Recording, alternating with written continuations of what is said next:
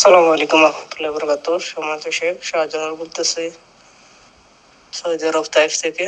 সমাজ শেখ, আমার প্রশ্ন হলো, আমার একবার উমরার মাঝখানে যদি আরেকবার উমরার ব্যবধান 1 সপ্তাহ কিংবা তারও কম হয়, তখন দেখা যায় যে আমার যে মাথা নাড়া করছে এটার চুল খুবই ছোট থাকে।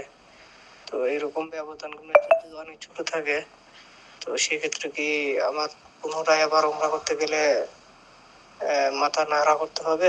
দয়া করে জানাবেন ইনশাআল্লাহ। আসসালামু আলাইকুম রহমতুল্লাহ।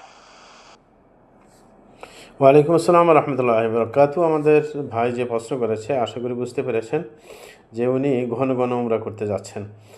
একটা উমরার পরে আরেকটা উমরা 1 সপ্তাহের মধ্যেই করতে যাচ্ছেন, যার কারণে চুল ছোট থাকে।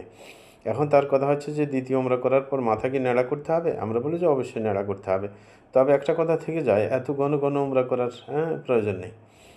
যে 1 সপ্তাহ যেতে না যেতে আরেকটা উমরা, সালাফরা এত ঘন ঘন উমরা করতেন না। হ্যাঁ, আরেকটু দেরি করেন, প্রত্যেক মাসে একটা করেন, হ্যাঁ, অসুবিধা নেই। জি, এত ঘন ঘন যদি হঠাৎ সুযোগ মিলে যায় যে কোনোভাবে, তো যেতে পারেন। গেলে আপনি অবশ্যই মাথা ন্যাড়া করে নেবেন, কারণ চুল তো ছোটো থাকে, তখন আর ছোটো করার সুযোগ থাকে না। এতে কোনো অসুবিধা হবে না ইনশাআল্লাহ। জি, জাজাকুমুল্লাহ খের, বারাকাল্লাহ ফিক।